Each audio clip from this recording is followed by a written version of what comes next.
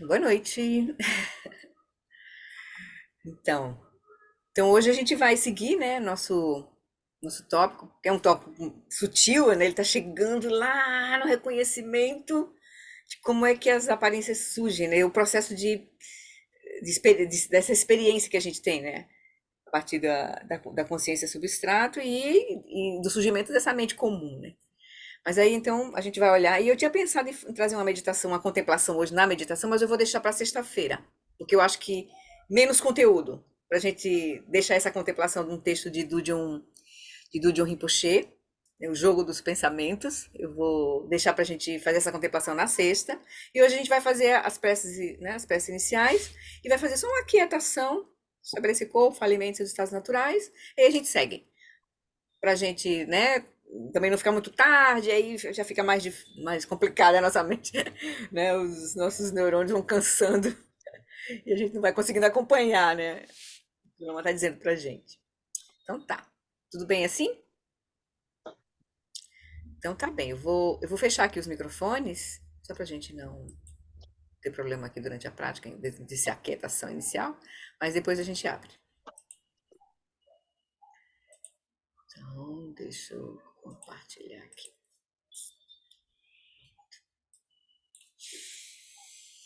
Então, queridos, vamos começar, né, unindo nosso corpo, fala e mente, aqui, né, fazendo conexão, né, nosso corpo, fala e mente com o corpo, fala e mente do Guru Rinpoche, dos nossos mestres, toda a sanga, todos os seres. Então, como sempre, a gente começa contemplando, né, esse conjunto de ensinamentos, rapidamente aqui, mas é um lembrete importante, esse conjunto de ensinamentos que é fundamental, que vai revolucionar a nossa mente usual, a nossa mente de ser senciente, presa no samsara, de ser humano aqui como a gente está.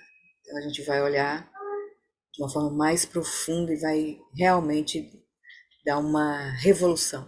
Esses ensinamentos, esse conjunto de ensinamentos são muito importantes.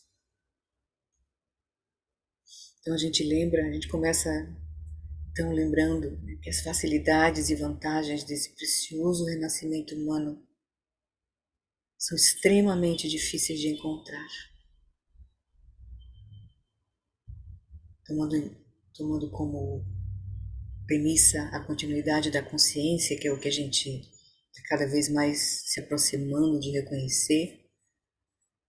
Então, nossa vida continua, além dessa manifestação, deste corpo, dessa vida agora. Então, a gente se dá conta de quantas causas e condições tiveram que se mover em vidas anteriores para que agora a gente reunisse essa vida humana. Nesta vida humana, a gente tem encontrado todas as causas e condições para encontrar, né, para uma prática verdadeira, de transformação verdadeira. Tem encontrado o Dharma, uma linhagem viva, os ensinamentos. Então a gente se alegra, se empodera, se alegra a nossa vida humana preciosa, considerando todas essas causas e condições que estão nas nossas mãos. Mas aí a gente lembra, né, que todos que nascem estão sujeitos aos fenômenos da impermanência e da morte. A gente olha cada vez mais claramente a natureza dos fenômenos. Vemos que todos os fenômenos estão em estado de fluxo, surgindo de muitas causas e condições. Quando as causas e condições mudam, os fenômenos mudam. Causas muito sutis, sutis e grosseiras. E a gente se dá conta, né, de que nossa situação vai se transformar, nossa vida vai se transformar e nossa morte vai chegar. Que a gente possa então estar preparado para esse momento, para cada momento de mudança, mas em especial para o momento da nossa morte. Então a gente não perde tempo, a gente cuida de transformar cada momento como um momento de prática. Aí a gente lembra que a causa e o resultado de ações virtuosas e não virtuosas não podem ser evitados. A gente aprofunda cada vez mais a compreensão da originação dependente e da implicação dela, vendo que todos os fenômenos estão interrelacionados no universo, no ambiente, nos comportamentos, na nossa mente. Então a gente cuida daquilo que está sob o nosso domínio, nossas ações, corpo, fala e mente. E por fim, a gente vai reconhecendo cada vez mais que a natureza contínua dos três reinos do Sansara é um oceano de sofrimento. A gente vai aprofundando cada vez mais a natureza, a fonte, a raiz do sofrimento. E a gente vai reconhecendo, né, a origem da nossa experiência é a nossa mente, a origem do sofrimento está na nossa mente, mas também a liberação está na nossa mente. Então, vamos recordar disso, surge em nós essa aspiração. Vamos lembrar, ao contemplarmos esses ensinamentos, surge em nós essa energia de liberação, de buscar a liberação do sofrimento. Porque está nas nossas mãos, na nossa própria mente. A gente vê que isso é a condição de todos os seres que têm uma mente. A gente, com essa energia de emergência do Sansara, né, de renúncia ao Sansara, essa inteligência do Sansara, a gente aspira naturalmente que todos os seres também se livrem disso. Nós aspiramos nos livrar disso, mas aspiramos que todos os seres também se livrem disso. E é natural surgir em nós as quatro imensuráveis, né? Que é essa aspiração de que todos os seres tenham felicidade, suas causas, bondade amorosa, que eles estejam livres do sofrimento e de suas causas, que é a paixão, que eles nunca sejam separados da bem-aventurança sublime, que é livre do sofrimento, essa alegria profunda, que eles permaneçam em grande equanimidade, livres do apego e da aversão aos que estão próximos ou distantes. Que é equanimidade, né? A paz que surge da completa compreensão da natureza da realidade. Então, com essa aspiração, essa reflexão e com essa aspiração, a gente renova os nossos votos de refúgio e de bodhicitta. Caminho, tomando votos de refúgio nesse caminho de transformação verdadeira, para que a gente possa realmente transformar a nossa mente para trazer benefícios verdadeiros aos seres, que é ajudá-los a transformar as suas próprias mentes. O Buda, no Dharma e na excelente Assembleia da Sangha, até que alcance a iluminação, neles eu tomo refúgio. Que através da minha prática das 6 perfeições, possam todos os seres sencientes alcançar o estado búdico. Sangye chodam sukhi choknam lam janchu bardudani kyapsu chim dagi jinsogi pesonam kim drola penchir sangye drupasho Sangye chodam sakhi chognam lam janchu bardudani kyapsu chim dagi jinsogi pesonam kim drola penchir sangye druparsho.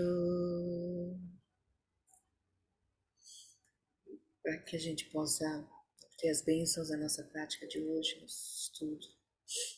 A gente então faz a prece de 7 linhas, pedindo as bênçãos, a presença de Guru Rinpoche, e que a gente possa remover todos os obstáculos externos, internos e secretos para realizar a nossa verdadeira natureza, que é inseparável da verdadeira natureza de Guru Rinpoche, de todos os Budas, de todos os seres. Na fronteira noroeste de Odiana, no coração de um lótus, está sentado aquele renomado como Padmasambhava, que alcançou o espantoso supremo Siddhi e está cercado por uma hoste de muitas dakinis.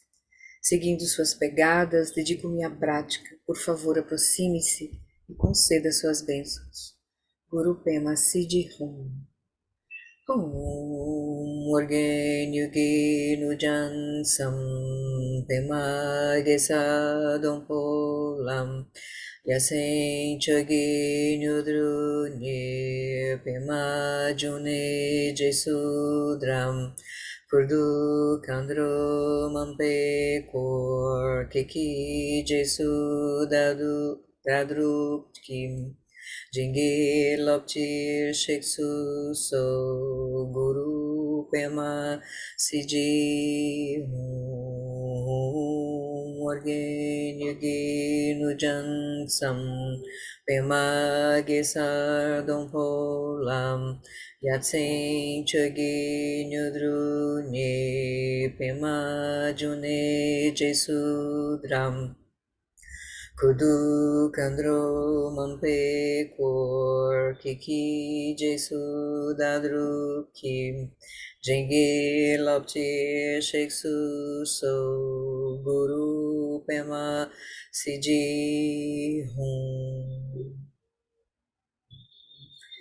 Então, sentindo a presença de Guru Rinpoche, as qualidades de Guru Rinpoche, lucidez, compaixão, sabedoria completa, que é as qualidades que se manifestam nos nossos mestres, que a gente começa a perceber, né, com o potencial nosso de todos os seres. Então, com essa confiança, a gente reconhece que o refúgio final é perfeitamente completo em nós, pois a nossa mente é a natureza de Buda, iluminada desde o início. Com essa confiança crescente, a gente então convida Guru Rinpoche para vir para o topo da nossa cabeça, com as bênçãos de toda a linhagem que ele representa, a luz de lucidez completa. Desce, se dissolve em luz, desce pelo nosso canal central e repousa em nosso coração. Reconhecemos que a nossa mente e a consciência iluminada de Guru Rinpoche se tornam inseparáveis, como água derramada na água, ou como espaço fundindo-se com espaço.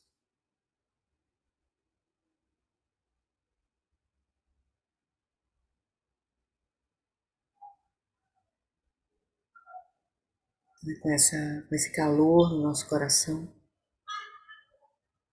com essa abertura na nossa mente, a gente então vai fazer uns instantes de prática, estabelecer corpo, fala e mente em seu estado natural para a gente seguir o nosso estudo hoje. Eu convido vocês a encontrar uma posição confortável, só para alguns instantes a gente preparar o nosso corpo, a nossa fala e a nossa mente para o nosso estudo.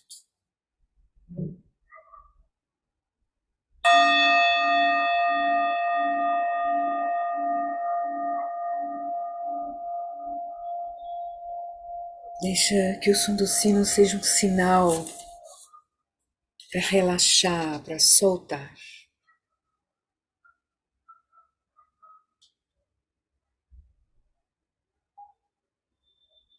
Deixa o corpo à vontade, solto e relaxado.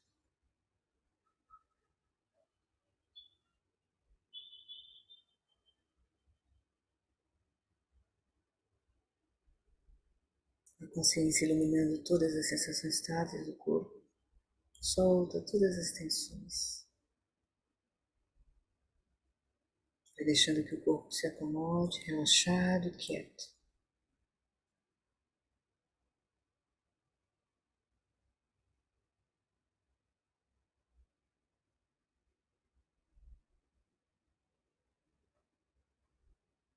E deixa que a respiração flua naturalmente,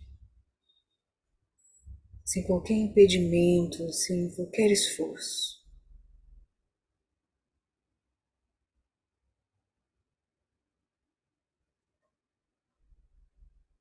Deixando o corpo respirar por si mesmo, equilibrando o sistema nervoso,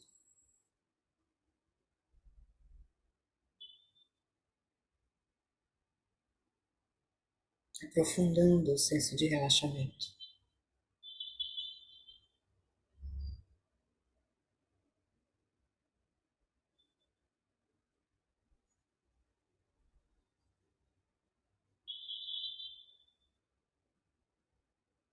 Com o corpo e a respiração à vontade, relaxados e naturais.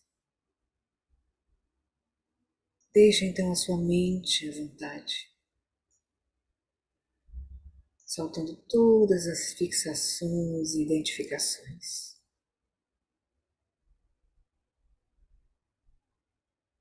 Deixa a sua consciência repousar, livre de desejos, aversões, expectativas e temores. Deixa que a consciência repouse, se estabeleça na sua quietude natural, na sua natural luminosidade e cognoscência.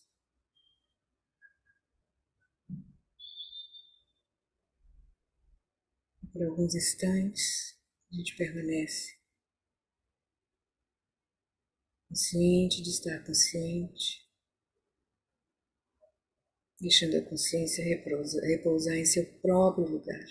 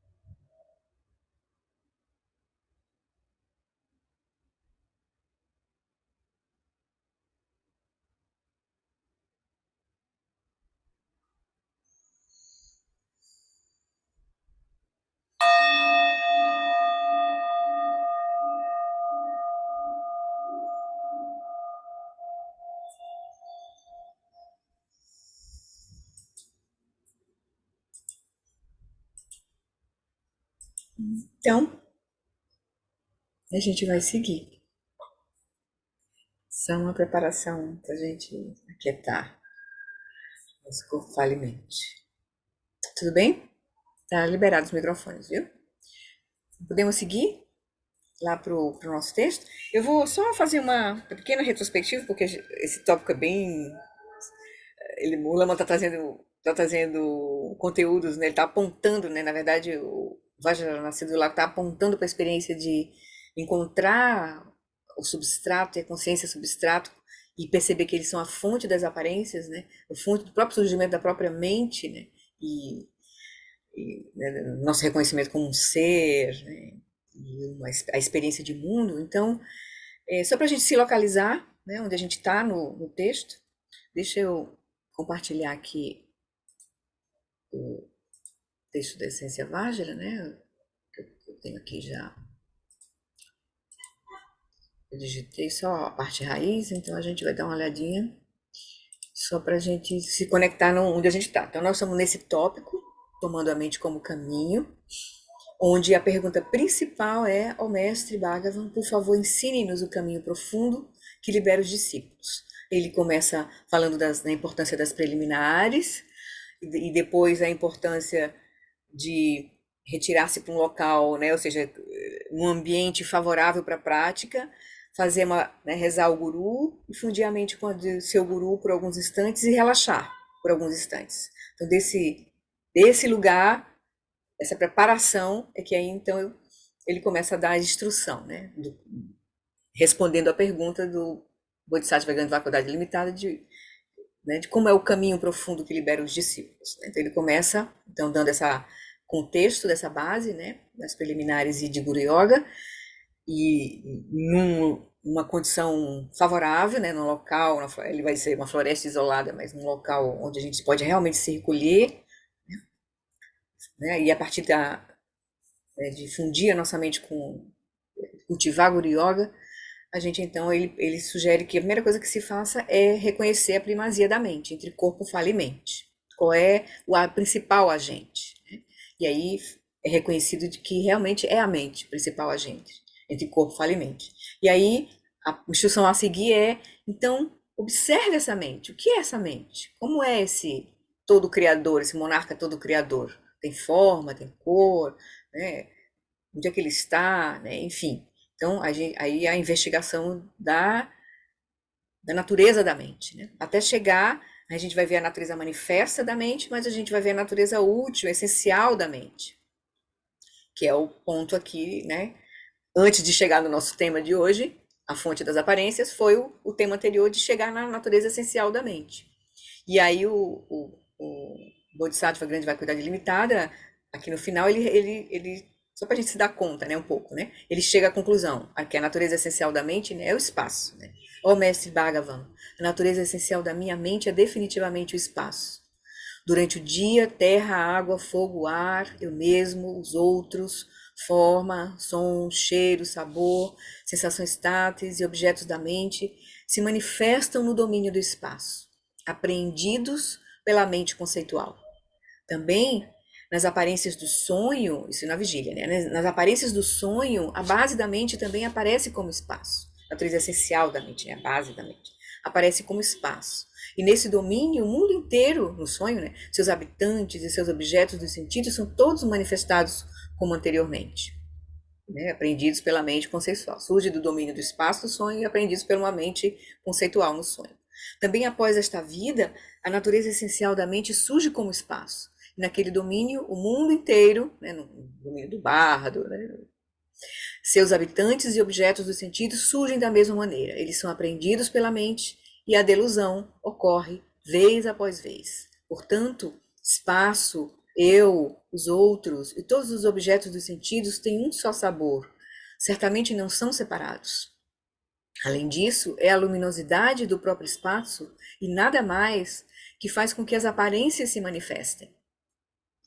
E aí, nesse tópico que a gente está estudando, o Lama faz essa. Eu vou até recomeçar por esse parágrafo, onde ele faz essa distinção, né, de que tem porque nós estamos vendo a fonte das aparências, né, mas ele diz, elas surgem, ela tem uma luminosidade que faz surgir as aparências, que é inseparável do próprio espaço da mente, e tem a designação conceitual, que aí é um movimento da mente apreendedora, né?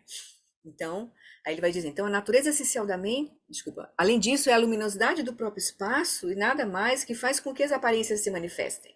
Aqui aparências são as distinções, cores, formas, não são objetos ainda, mas aparências, né? Então, várias aparências ocorrem no reino da cognição mental, consciência límpida, clara e sempre presente. A manifestação dessas aparências é como o reflexo em um espelho, ou a imagem de planetas e estrelas em uma poça de água límpida e clara. Aí ele vai seguir aqui no tópico que a gente está, né? Que é só esse trecho do texto raiz. Aí o Lama está comentando ainda, a gente está vendo esse comentário. Então, uma vez que a consciência límpida e clara tenha se recolhido para o domínio central do espaço vazio que tudo permeia, ou seja, uma vez que a consciência, no caso, a consciência mental ainda deludida, a mente se dissolve e ela se recolhe na base, que no caso da base do samsara ainda é o substrato, né? Então, uma vez que a consciência límpida e clara tenha se recolhido para o domínio central do espaço vazio que tudo permeia, ela terá sido direcionada para o interior, a consciência. Então é como se ela chegasse nesse núcleo, né? Que ele está chamando de interior aí, né? Naquele momento, a mente e todas as aparências desaparecem, à medida que se dissolvem completamente em um vácuo que tudo permeia. eticamente neutro, que é o substrato. Pelo poder da autoapreensão, a natureza essencial desse vácuo grandioso que tudo permeia, pelo poder da autoapreensão, que é dessa capacidade da mente de identificar, né, recortar a realidade, a experiência, né? Então, pelo poder da autoapreensão, a natureza essencial desse vácuo grandioso que tudo permeia, que é a base dos fenômenos, aí no caso aqui do Sansara ainda, que não é Rick, ele está acessando, surge, então, pelo poder da autoapreensão, a natureza essencial desse vácuo grandioso que tudo permeia surge como a mente e os seus pensamentos, pelo esse poder da autoapreensão, da designação conceitual. Surge a mente e os seus pensamentos. E isso é certo. Já que o espaço e luminosidade nada mais são do que a mente, ela própria se torna eu e outros, pelo poder das circunstâncias contribuintes de sua claridade radiante. Então, o Lama está explicando essa fase do texto. Então, deixa eu voltar lá para o nosso texto, né? Do Vajra Essence. Aí, no Vajra Essence, nós tínhamos parado na página 113, e eu vou retomar 2 parágrafos onde a gente parou. 1, 2, 3 parágrafos. Nós terminamos no parágrafo que ele vai falar de como é que os objetos surgem, né? Na dependência de causas e condições, na dependência de suas próprias qualidades e pelo poder da designação conceitual, né? Ou seja, ele fala sobre a originação dependente. Mas eu vou voltar 2 parágrafos anteriores só para a gente pegar o raciocínio. Ele diz assim, né, nós tínhamos parado aqui, nesse final desse parágrafo, mas eu vou voltar aqui para esse parágrafo interessante aqui, quando ele fala da autoapreensão e designação conceitual. Tem 2 coisas acontecendo nessa base, né? A partir da consciência, quando essa mente grosseira se aquieta, o que é que resta? O substrato e a consciência substrato, que é o espaço luminoso. Mas como é que essa mente surge? Como é que as aparências surgem desse espaço luminoso? Aí ele vai falar, né? Ele diz assim: a autoapreensão ou designação conceitual ou fixação no sentido genérico assim, né? A apreensão, identificação, né?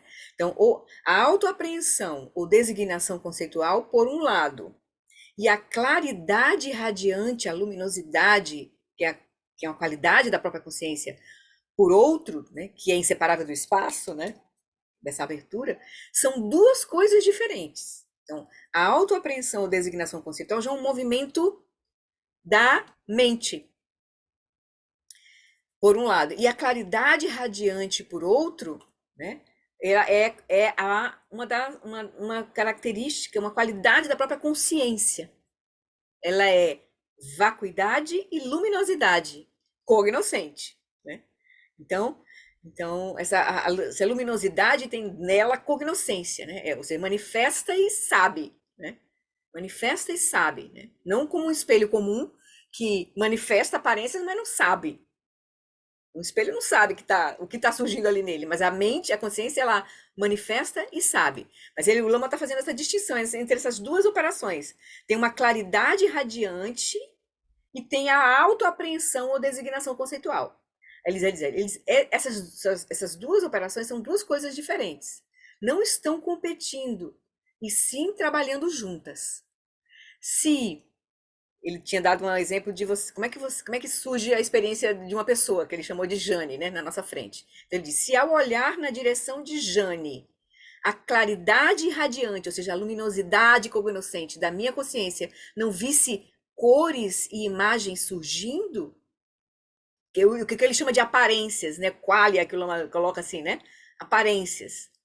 Então, se a claridade radiante da minha consciência, ou a luminosidade da minha consciência, não visse cores e imagens surgindo, eu não seria capaz de gerar a designação corpo. Ou seja, a mente conceitual não poderia atuar se não tivesse essas aparências surgindo, né, nesse sentido. Então, a experiência, ela surge de várias... A originação dependente depende disso, o surgimento das aparências, dos atributos que são vistos e da designação conceitual, né? Lá embaixo ele vai dizer isso, né? Então, se eu olhar na direção da Jane, a claridade radiante da minha consciência não visse cores e imagem surgindo, que é uma operação anterior à designação conceitual, a operação da mente, né? Eu não seria capaz de gerar a designação corpo, nem corpo da Jane, que seria uma designação mais detalhada, né? E muito menos Jane. Portanto, não é um processo puramente conceitual que nos oferece as próprias aparências básicas. Ou seja, não é a mente conceitual que vai gerar as aparências, é a luminosidade natural da própria consciência que ilumina, que faz surgir, que dá surgimento às aparências, certo? Portanto, não é um processo, né, puramente conceitual que nos oferece as próprias aparências básicas. Ele chamou de básicas aí, né? Cores, formas. Ele está fazendo essa distinção, né? Surgem aparências na nossa experiência, que na verdade são manifestações da própria consciência. Surgem de onde? Do próprio espaço, que é inseparável da consciência. Consciência é espaço, luminosidade e cognoscência. Então, esse é o apontamento, né, para a experiência. Mas, claro que aqui nós estamos vendo um conceito. Agora, isso é só nos dando referenciais para a gente, na nossa experiência direta, a gente reconhecer isso, né? Então, quando a gente, por exemplo, faz aquela prática que a gente fez uma vez, né, de instruções da Bahia, do Lama Bahia, né? No que é visto, deixe ver apenas o que é visto. No que é ouvido, deixe ver apenas o que é ouvido. Então, ali nós estamos tentando compreender esse processo da, da, da apreensão, né? Da cognição, né? Da cognição, né? Antes da gente seguir então aqui, deixa eu ver, só para. Então, portanto, não é um processo puramente conceitual que nos oferece as próprias aparências básicas. Tenha em mente que. Já te abrir, viu, Cris? Tem também em mente que a claridade radiante da consciência não se refere exclusivamente ao modo visual. Porque não é só. A consciência não apenas ilumina o campo que a gente está chamando de visual. Ela ilumina todos os campos de experiência. Olfativo, os outros sentidos, né? Tudo que a nossa consciência experimenta, né? Em todos os níveis, não só visual, né? Deixa eu voltar lá para a Cris. Oi, Cris.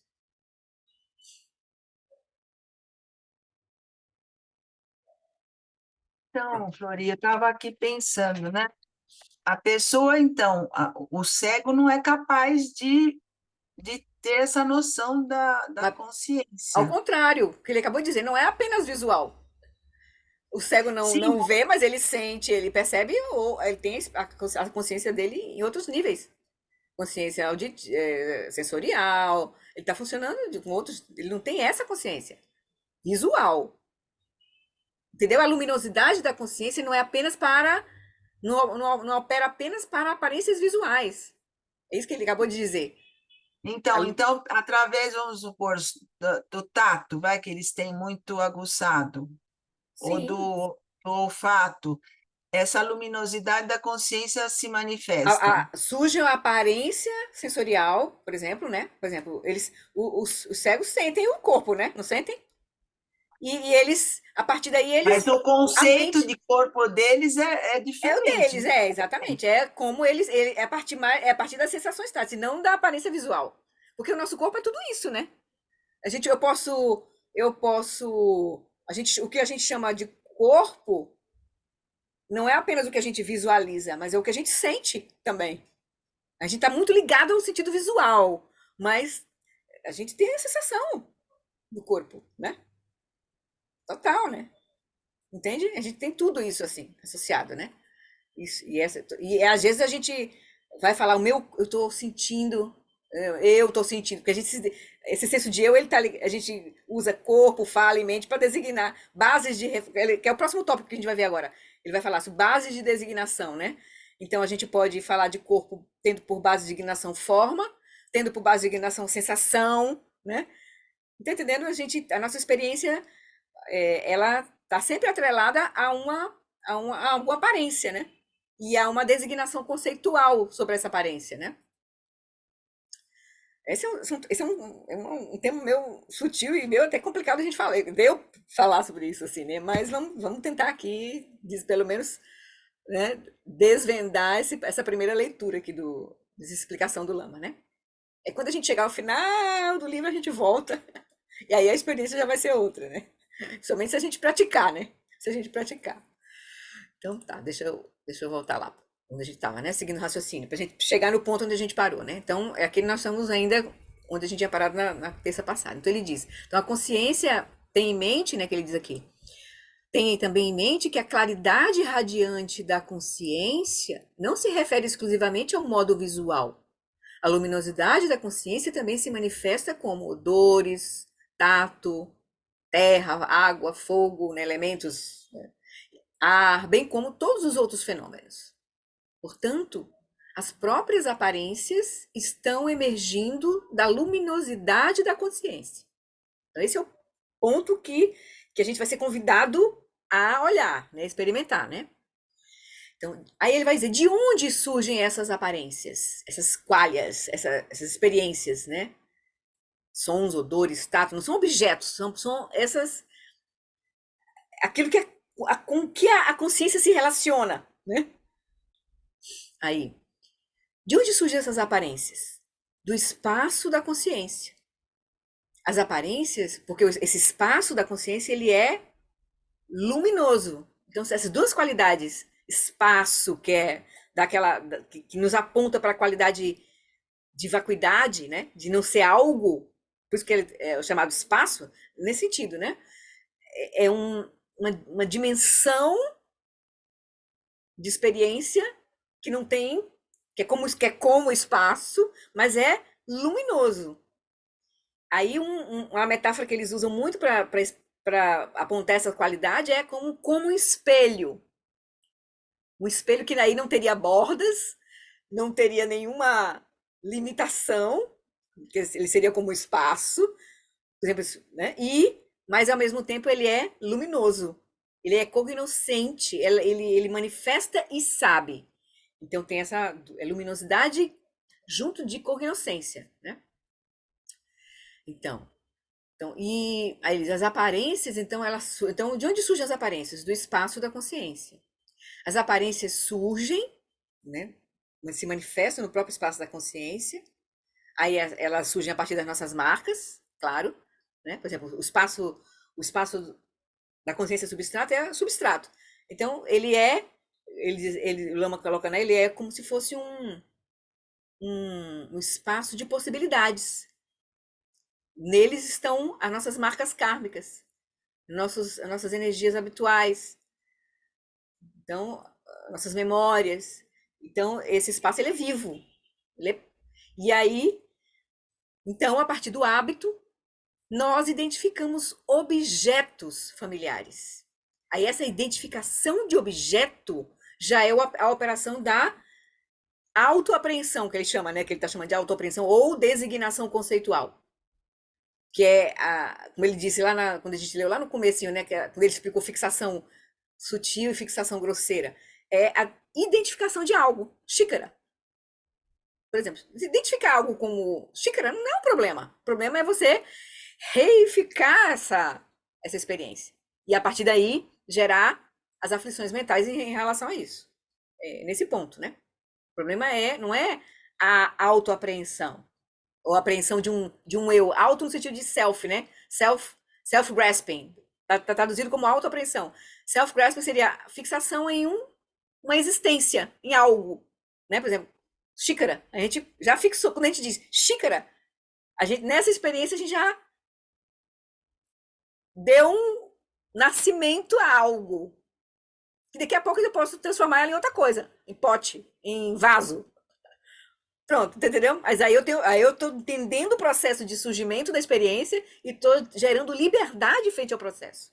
Agora, a gente fica preso no samsara quando a gente não vê o processo, não entende o processo do surgimento da experiência e se fixa no eu que experimenta e na coisa lá existente separadamente, né? Esse é o ponto, né? Então a gente está tentando chegar, mas de forma muito sutil agora, nessa operação ele está tentando nos mostrar como é que a mente opera para fazer surgir a experiência, né? Ainda na mente e depois na realidade, entre aspas, realidade, vamos chamar assim, né? Então, no passado, Porque isso pode surgir, isso é a mesma operação que ocorre na vigília, no sonho, que não tem realidade, mas parece ter realidade, e no bardo. Muito menos, que aí está fora do nosso, até do nosso escopo, porque não tem corpo, não tem, não é nem como um sonho. O sonho a gente imagina que a gente sonha toda noite, uma coisa real para nós. Mas o bardo já é uma coisa que está fora do nosso, porque já não tem mais nem corpo físico e nem, só tem a mente mesmo sutil, né?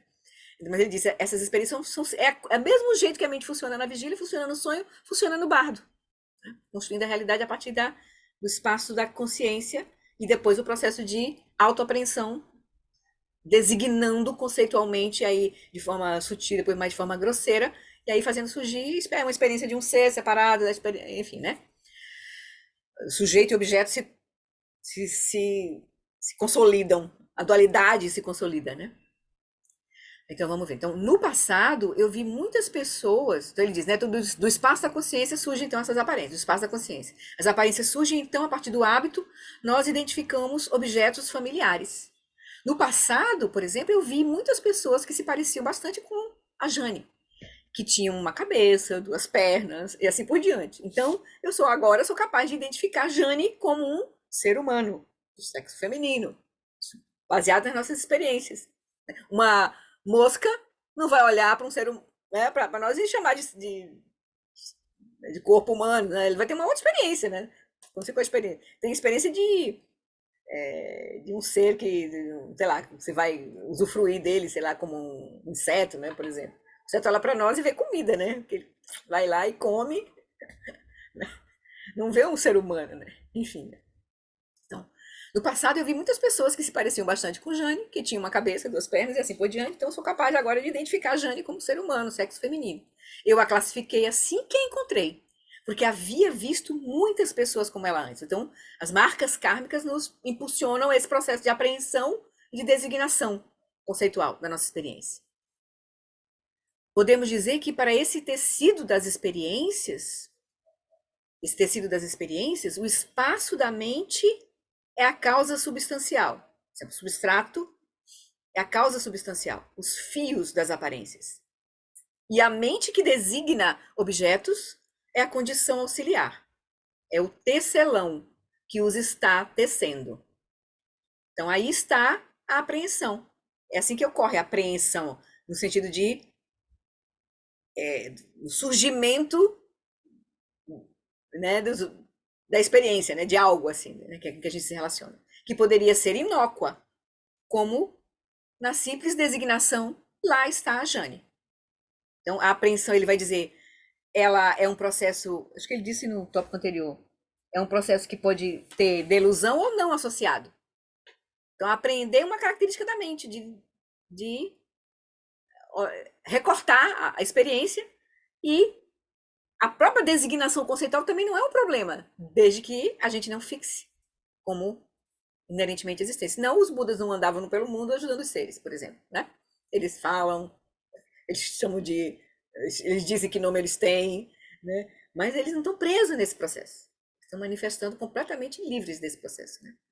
Então, portanto, aí está a apreensão, que pode ser inócua, como na simples designação lá está a Jane. Portanto, os objetos surgem, até aí nós paramos aqui, né, nesse parágrafo, na última terça. Então, portanto, os objetos surgem na dependência de causas e condições prévias, eles surgem na dependência de suas próprias qualidades e atributos, porque se as qualidades estivessem faltando, o objeto não surgiria. Né? Se não visse corpo, não visse, né, aspecto feminino, eu não chamaria Jane ali. Então é porque eu estou vendo um corpo que é feminino, que, né, na minha concepção é feminina, né, que eu vou chamar ela de Jane, né? Então, na dependência de suas próprias qualidades e atributos, e se essas qualidades estivessem faltando, o objeto não surgiria. Por fim, eles surgem também pelo poder da designação conceitual, que são as três. Ele está falando do processo da originação dependente, né? Causas e condições, as partes, né? A dependência de suas partes, dos seus atributos, e a designação conceitual. Se você remover as causas do objeto, ele não está ali. Se você remover os atributos, ele não está ali. Se você remover a designação conceitual, não há objeto que possua as qualidades que atribuímos a ele. Né? Então, Para ampliar, aí a gente parou aqui, certo? Vou retomar, deixa eu tirar aqui o. Então, para ampliar o nosso entendimento sobre isso, investiguemos mais profundamente as bases da designação. E aí, esse termo bases de designação, o Lama define lá no glossário que ele usa, assim, é uma base objetiva, ou seja, uma base é algo que eu vejo como que eu vejo objetivamente, que eu vejo como separado, né? Não é que seja físico, mas que eu vejo como separado, como um pensamento. Pode ser um objeto, né? Então, é uma base objetiva sobre a qual a designação conceitual é feita. Isso é o que ele chama de base de designação. Tem um outro termo que ele usa para isso que é referente. Qual é o referente que você está usando para essa experiência? Né? Então, base de designação ou referente, né? Ele usa, mas aqui ele está usando base de designação nesse texto. Mas nos retiros, outros momentos, ele usa muito o termo referente, né? Então, ele vai nos ajudar agora a olhar, então, esse surgimento da experiência a partir também de reconhecer os referentes que a gente usa para designar os objetos e tal, né? Para se relacionar, até para ele vai chegar ao ponto que ele vai chegar no ponto do próprio ensinamento, assim, né? Lá na frente. Tudo que a gente se refere, tudo que a gente designa conceitualmente, tem uma base de designação, tem um referente que a gente está usando naquele momento. Então, ele vai usar aqui, suponha que colocássemos o nosso olhar no Monte Everest, cuja imagem e cujos atributos visuais nos são familiares. Então, quem não viu, eu separei aqui uma foto do Monte Everest, só pra gente, eita, deixa eu ter que compartilhar. Share screen, aqui, né? Só pra gente se ligar aqui, deixa eu. Vocês estão vendo o Monte Everest? E o texto também junto? Ou só o Monte Everest? Só o Monte Everest. Então, tá, deixa eu. É porque tá diminuído aqui, deixa eu aumentar. Certo? Então, aqui tá o Monte Everest, que é o pico, a montanha mais alta do Nepal. Certo? Então, esse aqui é o Monte Everest. Veja que tem outros que a gente designou conceitualmente como Monte Everest. O Monte Everest está onde mesmo, de fato, né? É uma designação conceitual, porque se eu não quiser chamá-lo mais de Monte Everest, eu não vou chamá-lo mais de Monte Everest, certo? Então, mas aí, deixa eu trazer o texto de volta, né? Para cá. Então, ele vai dizer: então, para ampliar o nosso entendimento sobre isso, investiguemos mais profundamente as bases de designação. Suponha que colocássemos o nosso olhar no Monte Everest, cuja imagem e cujos atributos visuais nos são familiares. Agora nos são. Se a gente não tivesse visto, a gente viu agora. Aí ele diz: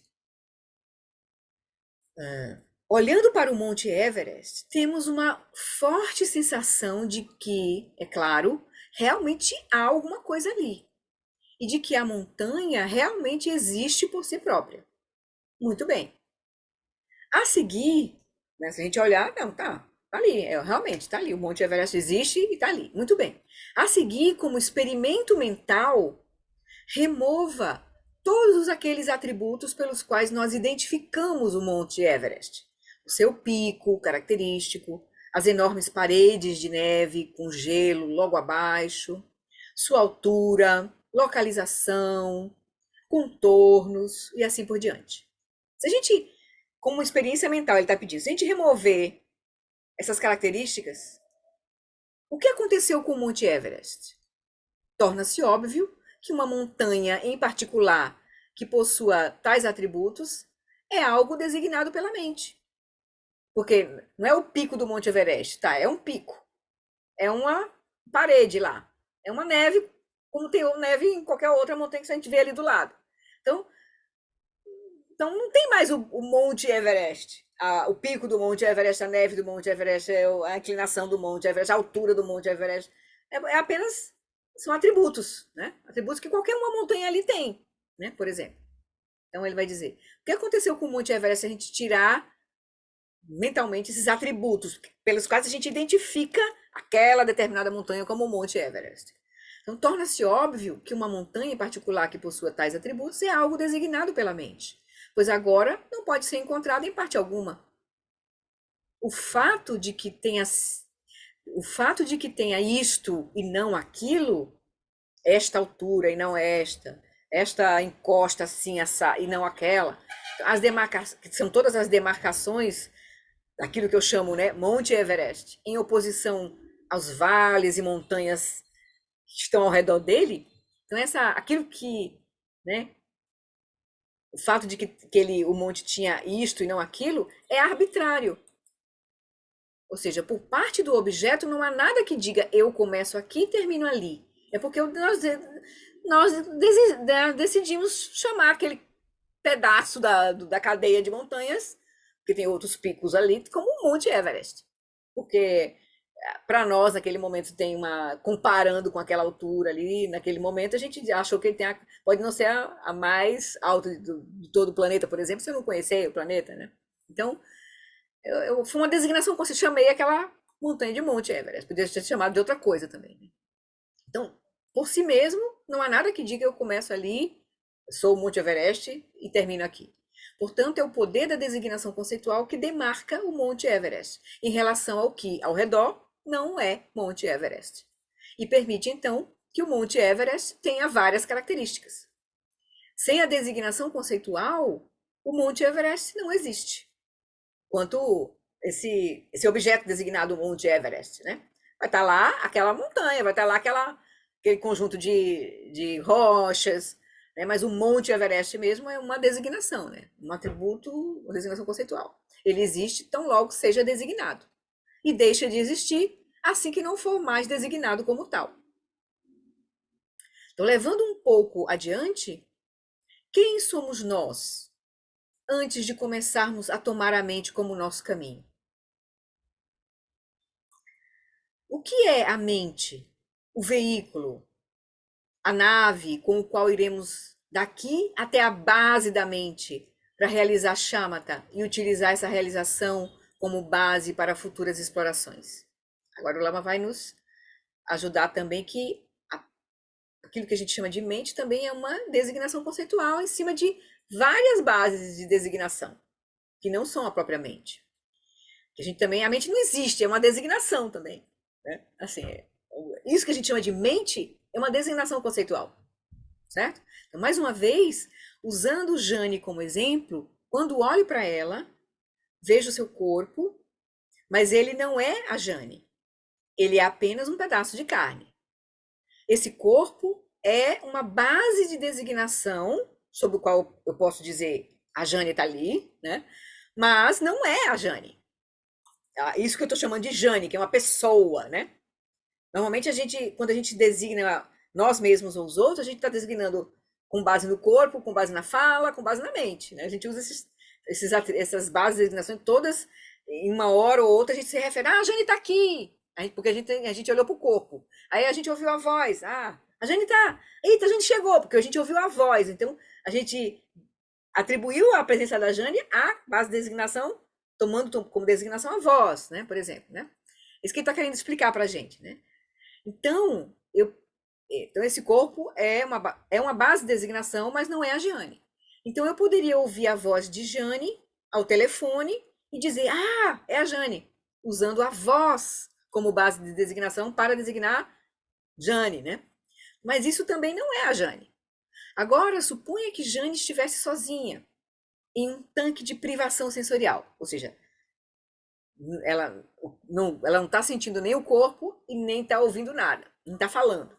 Ela está privada das 5 modalidades sensoriais de suas sensações físicas. Escuro como breu, esse tanque de privação sensorial, completamente silencioso, nenhum movimento, e ela então não tem nenhuma sensação nítida do seu corpo. Enquanto está no tanque, pensamentos, memórias, imagens e assim por diante surgem na mente da Jane. E ela pode dizer a si mesma, né? Aqui estou eu. Eu devo estar aqui, na mente, né? Que é mais ou menos o percurso que a gente fez para a gente reconhecer quem é esse eu. Esse eu é o corpo, né? É a fala ou é a mente? A gente viu que não é o corpo, não é a fala, e que parece ser a mente. Mas o que é essa mente? A gente está olhando para ela, né? Então, Mas tudo isso, esse conjunto, corpo, fala e mente, são base de designações válidas para a gente falar eu, ou para falar, né, Cristina. Quando eu olho para Cristina, eu posso olhar para o corpo e dizer, ah, Cristina, é uma base de designação válida, mas não é a Cristina, certo? Nesse sentido, né? Então a gente vai se relacionando com, a gente vai construindo objetos, designando objetos, usando muitas bases de designações diferentes, né? Aí ele vai dizer. Então, então corpo, fala e mente. Então ela diz, desculpa, ela estava lá no tanque de privação sensorial, então aí só tem agora a experiência de pensamentos, né? Imagens. Ela diz a si mesma: aqui estou eu devo estar aqui. Ou seja, uma imagem do seu rosto pode ter vindo à mente, vem à sua mente. Ainda assim, nenhum desses fenômenos mentais que surgem são a Jane. Ela está se designando a partir da própria mente dela, mas não é a própria Jane, não é a Jane, são pensamentos.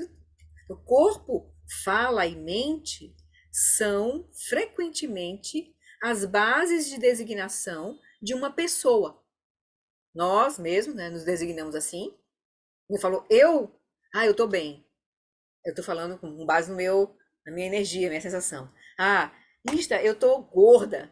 Eu estou falando a partir, se eu tá usando como base de designação o corpo, né? Eu estou agitada, né? Eu estou infeliz. Então, a minha mente, né? Ou eu estou usando como a minha mente como base de designação desse eu. Então, é mais ou menos assim que a gente se refere, né? Aos seres, a nós mesmos, né? E às experiências, né? A gente usa bases de designação, referentes, né? Como o Lama chama, diferentes. Então, o corpo e falimente, frequentemente, são frequentemente as bases de designação de uma pessoa. Jane poderia estar em pé no banheiro, olhando-se no espelho e pensando, aqui estou eu.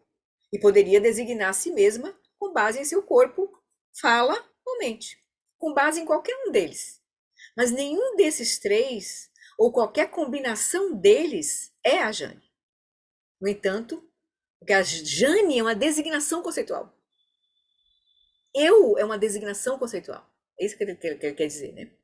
Que varia, que toma muitos referentes diferentes como base, né? Assim, no entanto, utilizar o corpo, a fala e ou a mente é uma base convencionalmente válida, sobre a qual dizemos, Jane está ali. E é necessária, inclusive, para nós nos comunicarmos, né? Nós usamos isso. Né? Então, outro exemplo, a mente é designada com base em qualquer coisa que nela surja. Então, se a gente está sentando, né, senta para meditar, agora olhe para, tome a sua mente como caminho. Faça chama, tá com foco na mente. Aí a gente vai identificar a mente pelos pensamentos que surgem, pelas imagens que surgem, ou pelo espaço silencioso que a gente experiencia pela ausência de movimento, que é o espaço da mente, né? Por exemplo. Então, outro exemplo. A mente é designada com base em qualquer coisa que nela surja. Ainda assim, nenhuma única coisa que surja, nenhum evento que surja no espaço da mente de Jane, ou nosso, né? Uma emoção, uma imagem, um pensamento, nenhum deles é a mente de Jane. Não mais do que qualquer célula específica de sua mão é uma mão. Certo? A mão é uma composição, é um conceito que a gente atribui, é uma designação conceitual que a gente atribui a um conjunto de experiências, de aparências, né? Pele, que a gente chama de, aí aparências que a gente chama de pele, aparências que a gente chama de ossos, sei lá, né? De falange, sei lá, unha, enfim, né? Por exemplo. Então, outro exemplo, a mente é designada com base em qualquer coisa. Então, ainda assim, nenhuma única coisa que surge, nenhum evento que surge no espaço da mente da Jane é a mente da Jane. Não mais do que qualquer célula específica de sua mão é uma mão. No entanto, a mão pode ser designada com base no conjunto de células em sua mão. Eu poderia passar apenas o meu dedo mindinho pelo vão da porta e você diria: Ah, aquela é a mão do Alan. Você só viu um dedo, um pedacinho de uma coisa chamada dedo. E você chamou de mão do Alan, já identificou. Tudo bem, é válido. convencionalmente, certo? Você não precisa ver a mão toda. Caso contrário, você nunca seria capaz de designar a mão, porque você nunca vê por inteiro a sua própria mão, por exemplo. Se você olha assim, você está vendo um lado. Você olha assim, você está vendo o outro. Você nunca vê a sua mão por inteiro, né? Você vê apenas o lado da frente e eu vejo apenas o lado de trás. Se ele fizer assim, né? Então, da mesma forma, você designa a sua mente com base em coisas que não são a mente. E uma vai chegar aqui num ponto, a gente vai ver porque ele está falando disso também, que vai chegar num ponto muito importante. Quando a gente fala de eu sou um Buda, ou eu estou, né, atingindo o Shamatha, então quem é esse eu? Que base de designação a que a gente está se referindo? Precisa ficar claro para nós, para poder a gente entender, senão a gente se confunde os diversos níveis de experiência. Aí ele vai. Porque nós lembra que nós estamos tratando com aquele modelo de consciência em 3 níveis. A mente, a psique, que é a mente grosseira, incorporada, dependente das consciências, das 6 consciências, 7 consciências funcionando, tal. Aí tem a consciência substrato, que é a 8ª consciência, que é esse nível, que é a base da mente, dessa mente comum. Então, o substrato vai gerar a 7ª, a 6ª e todas as 5 consciências dos sentidos. É do substrato, a consciência substrato. E essa experiência das 8 consciências, que seria a consciência substrato, a consciência aflitiva, que é a 7ª, que é esse senso de eu, e a consciência mental e as 5 consciências dos sentidos, que são as 8 consciências, surge da consciência primordial. Mas se a gente falar consciência, a que a que a gente está se referindo? A que experiência que a gente está se referindo? Qual é a base de designação que a gente está usando? Certo? Aí isso é legal, porque aí vai clarear para a gente um pouco isso lá na frente. Vamos lá, então vamos seguir. Então ele vai dizer: então, da mesma forma, você designa a sua mente com base em coisas que não são a mente. Um pensamento, uma imagem, uma consciência, a consciência, eventos mentais. Nenhum deles é a sua mente. Da mesma forma, com relação a Jane, por meio do corpo, fala e mente, sendo que nenhum deles é a Jane, podemos designá-la de forma válida, e essa Jane que designamos pode realizar e vivenciar todos os tipos de coisas. Então, nem o corpo, nem a fala e nem a mente é a Jane, mas tanto o corpo como a fala como a mente são bases, designações convencionais, são bases, designações convencionais, convencionalmente válidas para a gente se referir a Jane e operar no mundo, né? Digamos assim. Interrelacionalmente, e a própria Jane funcionar como uma pessoa, como a gente, né? Nós funcionarmos como pessoas, né? E funcionar relações entre as pessoas, por exemplo. Agora, e funcionar, inclusive, o próprio caminho, o próprio Dharma, porque a gente vai estar usando esse processo, no próprio Dharma, né? No próprio caminho, né? Por isso que a importância da gente compreender, porque senão aí a gente vai entender exatamente os diversos níveis dos ensinamentos, a que está se referindo, se é ensinamento do nível Hinayana, se é no nível mais Vajrayana, no nível último do Dzogchen. Isso tudo depende da base da ignorância a que a gente está se referindo, né? Então, agora, vamos considerar a Jane totalmente fora do contato com seu corpo. Poderia ser no bardo do pós-morte, ela morreu, e agora a continuidade da consciência segue, né? Então não há corpo físico nesse momento. Ou poderia também ser uma experiência de sono profundo, onde ela não está em contato mais com o corpo. Sono profundo é só o substrato ali, a experiência do substrato. Ou então o estado de sonho, que é uma experiência surgindo do substrato com a consciência, substrato operando como um corpo, né? Surgindo um corpo de sonho ali. Então, ele vai dizer, então vamos considerar a Jane totalmente fora do contato com seu corpo. Ela pode estar no bardo da pós-morte, ou estar no sono profundo, ou estar no sonho. No estado de sonho, você está de fato sem contato com o seu corpo, o que significa que não tem nenhum tipo de experiência consciente dele. Assim, vamos deixar de lado o corpo e a fala de Jane. Então só tem o quê? Mente, né? Uma experiência de sonho. deixaremos de lado até mesmo a sua mente, lembrando que definimos mente como pertencente à matriz de eventos mentais que surgem na dependência da consciência substrato, influenciada por uma miríade de fatores relativos ao corpo, ambiente e assim por diante. Nós vamos até a base, vamos até a consciência substrato, onde a Jane perdeu a sua mente. Então aqui ele está querendo nos levar para a experiência. Tá, então agora nós estamos no estado do sono profundo ou no estado do sonho. Nós estamos na experiência do substrato e da consciência substrato. Nós não estamos mais agora na experiência de uma mente que depende né? A mente que a gente chama, que ele falou agora, né? Uma matriz de eventos mentais que surgem na dependência da consciência substrata influenciada por uma miríade de fatores relativos ao corpo, né? O cérebro, o ambiente e assim por diante. Então não é essa experiência de mente que a gente quer olhar. A gente quer olhar agora a experiência do substrato e da consciência substrato. Nós vamos até a base, a consciência substrato, onde Jane perdeu a sua mente. Ou se a gente tivesse atingindo o shamatha, por exemplo. Estamos ali. A mente está desativada, a mente comum do ser humano está desativada. Então a mente está inativa, a mente comum. Há apenas a consciência substrato, que segue vida após vida, sem início e nem fim, e que se manifesta feito mágica, como todos os tipos de formas e todos os tipos de mentes.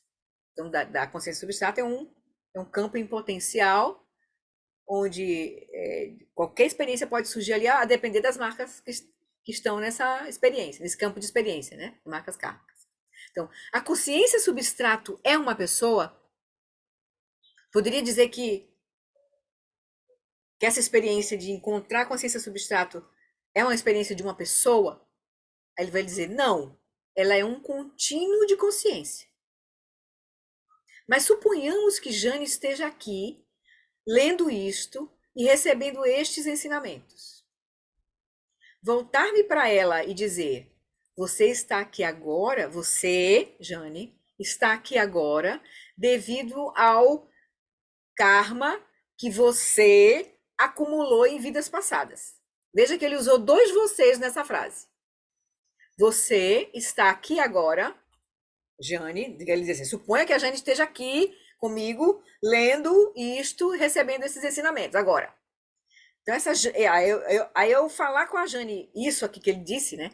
Você está aqui agora devido ao karma que não está aqui você, mas tem, né? Você acumulou em vidas passadas.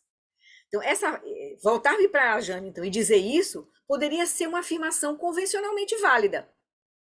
Veja que eu usei dois vocês. Esse você primeiro aqui é a Jane, que tem um corpo, que tem uma mente, que está aqui presente comigo.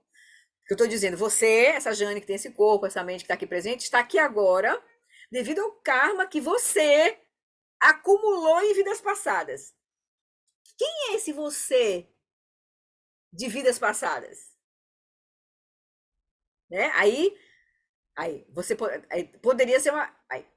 Quando eu a questiono, qual é a base daquele primeiro você, Jane, a pessoa que vive agora, né? Qual é a base do primeiro você? É Jane, a pessoa que vive agora. E ela não existiria nas vidas passadas. Jane, a pessoa que vive agora, não existiria nas vidas passadas.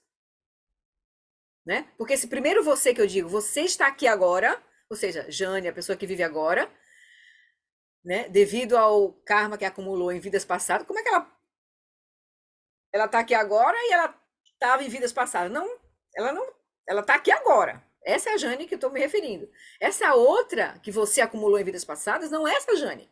Né? Ele está querendo dizer isso. Talvez tenha, por exemplo, a Jane tenha 50 anos agora. Ela não existia há 100 anos.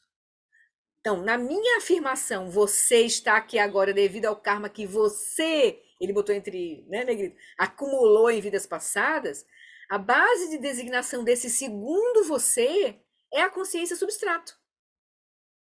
Não é mais esse corpo, fala e mente da Jane que está aqui agora. Certo? Esse segundo você karma que você acumulou em vidas passadas, esse você está se referindo à consciência substrato. Bem que interessante isso, né? Chamar a nossa atenção para isso. Porque quando a gente fala assim, você acumulou em vida, a gente tá tomando como base esse eu aqui. Mas não é esse eu aqui que acumulou em vidas passadas. É a consciência substrato. Não esse conjunto de experiência. Corpo, fala e mente, que está dependendo desse cérebro, dessa experiência que a gente viveu e tal. Então, ele vai dizer, então, então, na minha afirmação, você está aqui agora, devido ao karma que você acumulou em vidas passadas, a base de designação desse segundo você é a consciência substrato. O primeiro você é o corpo falimente da pessoa que está ali. Então, essa é a conexão entre a sua existência atual e a sua existência em vidas passadas. Então, quando eu falo, você acumulou karma, eu não estou falando de você, Cris, estou falando da consciência, do fluxo contínuo de consciência substrato que fez surgir essa manifestação agora, e que na hora do sonho você acessa, e que na hora da morte, depois da morte, você vai acessar. Certo? Então, essa é a conexão entre a sua existência atual e a sua existência em vidas passadas.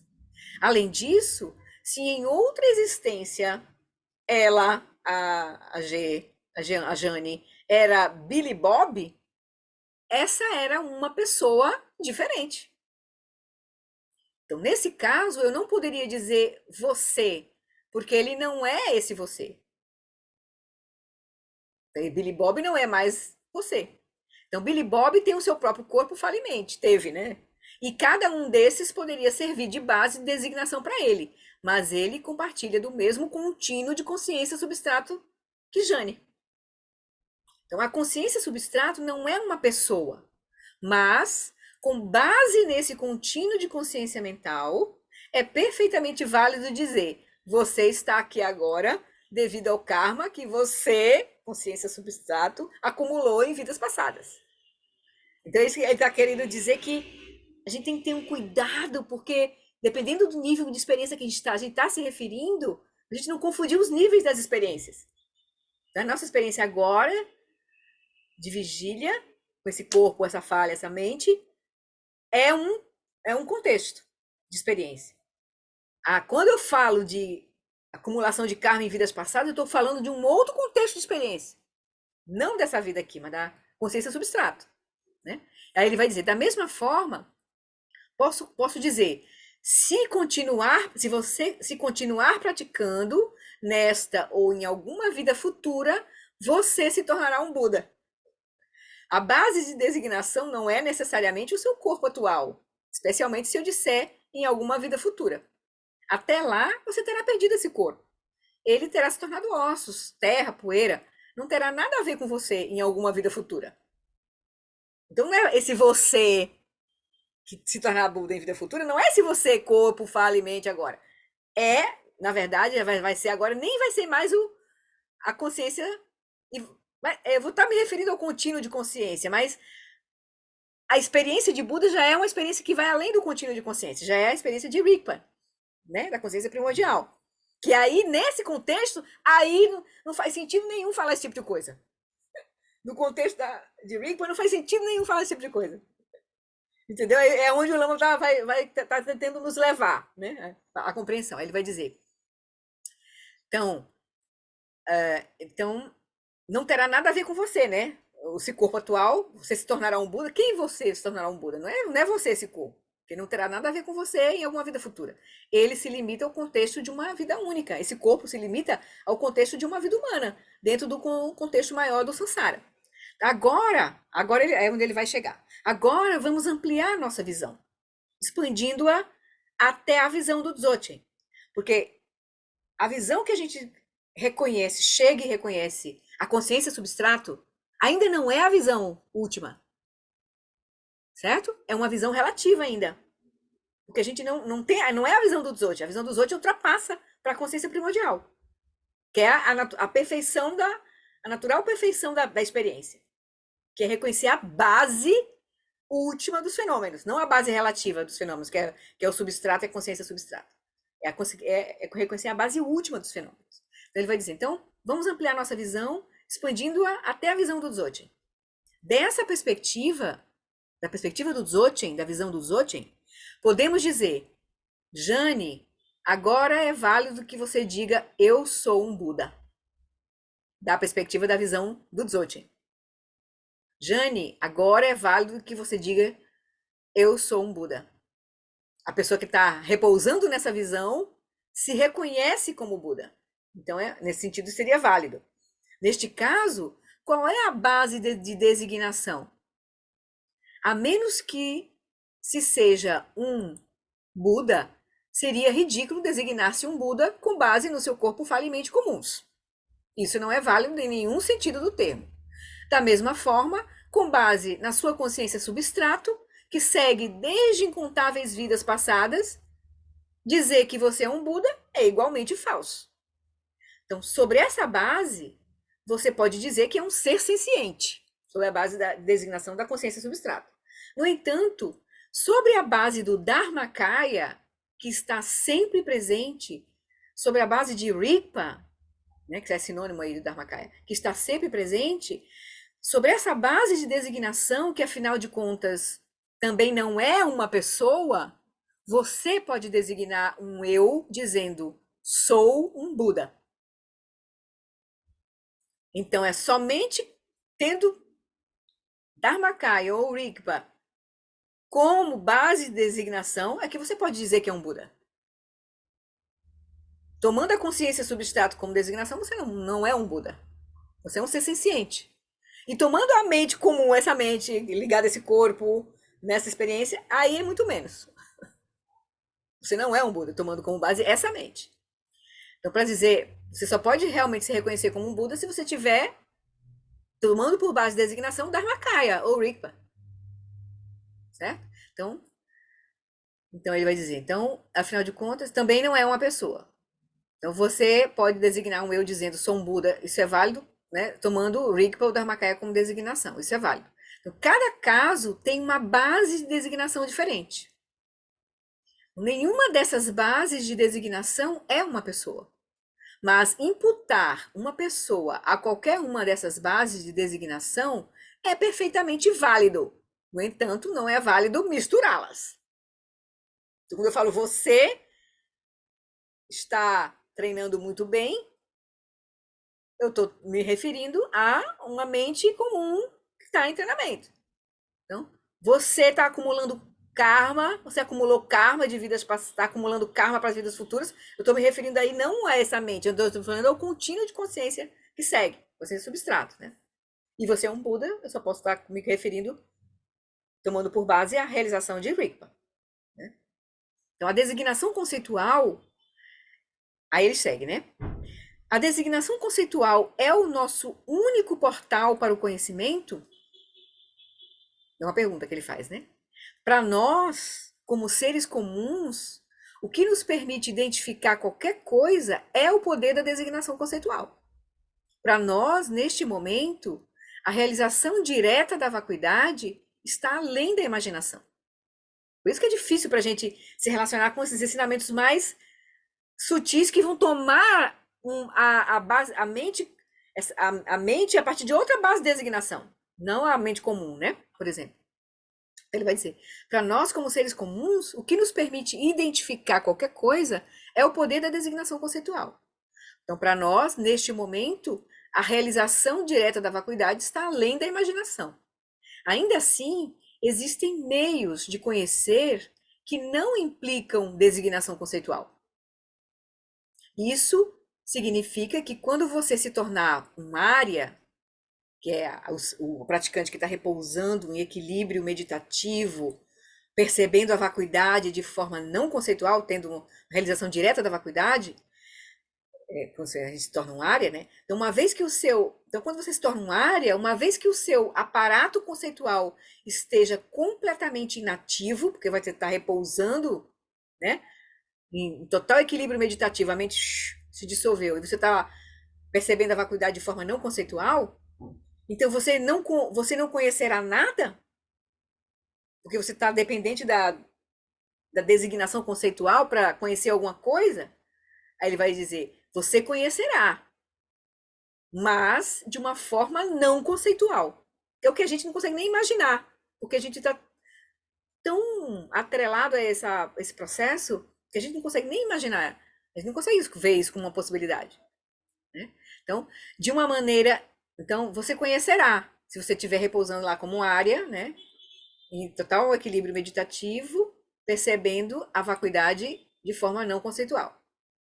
Ele vai dizer: você conhecerá, mas de uma forma não conceitual, de uma maneira inimaginável agora para nós, né? De uma maneira sem precedentes, onde há um conhecimento que surge da consciência não dual daquilo que você conhece.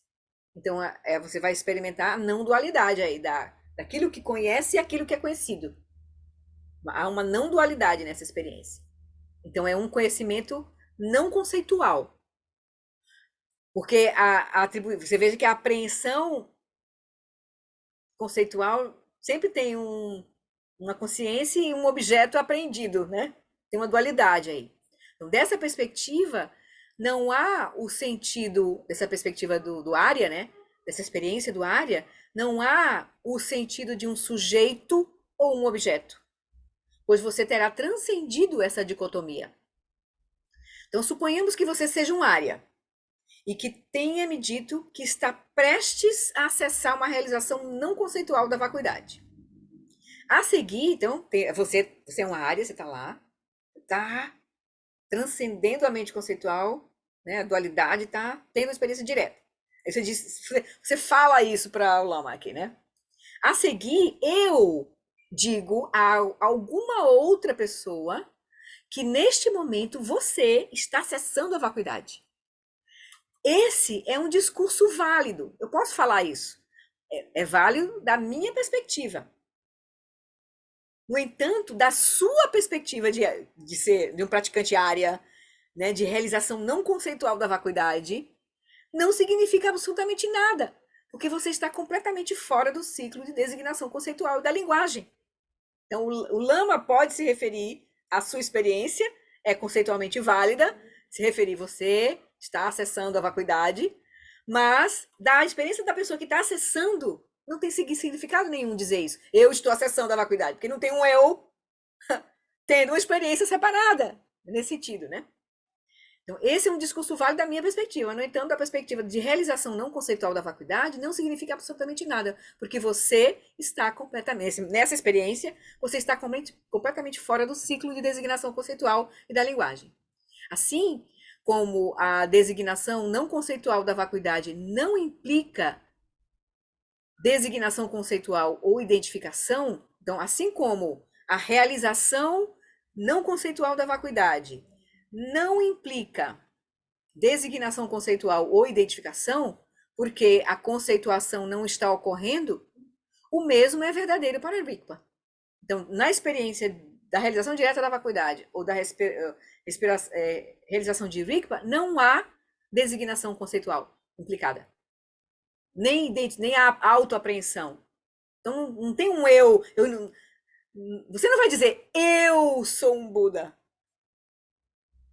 Porque não faz sentido. Não tem um eu.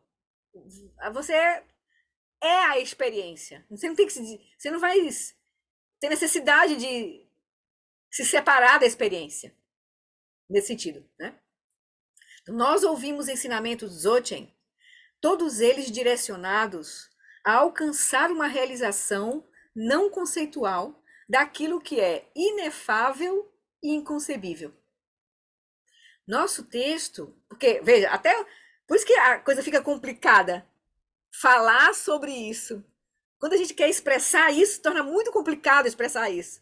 Porque a gente vai ter que estar usando conceitos que pressupõem uma operação de mente que a gente está transcendendo. Por isso que os ensinamentos que apontam diretamente a experiência são muito interessantes também. Porque a gente vai lá. Quando a gente está lá, aí e a gente começa a ouvir esse tipo de coisa aqui, fica é óbvio, né? Mas enquanto a gente está falando sobre algo que é inefável, por exemplo, inconcebível, se torna muito complicado, né, para se entender nesse sentido, né? Se você não tem a experiência, né? Não está tendo a experiência. Então, Aí ele vai dizer: nosso texto, a Essência Vajra, é um dos inúmeros livros projetados para nos ajudar a atingir essa realização, que é não conceitual, inefável, inconcebível. Nós ouvimos sobre Rigpa e obtemos um entendimento conceitual a respeito dela. Os ensinamentos em si são uma ponte que, em primeiro lugar, nos fornece algumas indicações sobre onde e como mantermos nossa atenção. Então, assim como no processo de realização da vacuidade, onde os véus conceituais se tornam mais e mais tênues e por fim desaparecem, o mesmo ocorre com Rigpa, com a experiência de Rigpa, que é quando a gente vai atravessar a consciência substrato para Rigpa, né? Então, a linguagem está ali, os ensinamentos estão ali, as instruções essenciais estão ali para nos dar um vislumbre. E então, nós seguimos esse sabor, esse cheiro, esse vislumbre, e lentamente nos livramos dos véus e processos de identificação conceitual. Por isso que a experiência muito que os mestres nos apontam é soltar, né? É não fazer nada com o que surge, é aquietar, é deixar que a natureza se revele, que a natureza da mente se revele, porque não tem outro jeito de você chegar nela. Não é buscando algo, porque não é algo que você vai buscar. Você simplesmente é. Então, é soltar e repousar e reconhecer o que já está lá, né? Então, a linguagem está ali, os ensinamentos estão ali, as instruções essenciais estão ali para nos dar um vislumbre. E então nós seguimos esse sabor e lentamente nos livramos dos véus e processos de identificação conceitual. É um contínuo soltar. Soltar. Lembre-se desta frase do texto raiz que examinamos perto do início deste capítulo.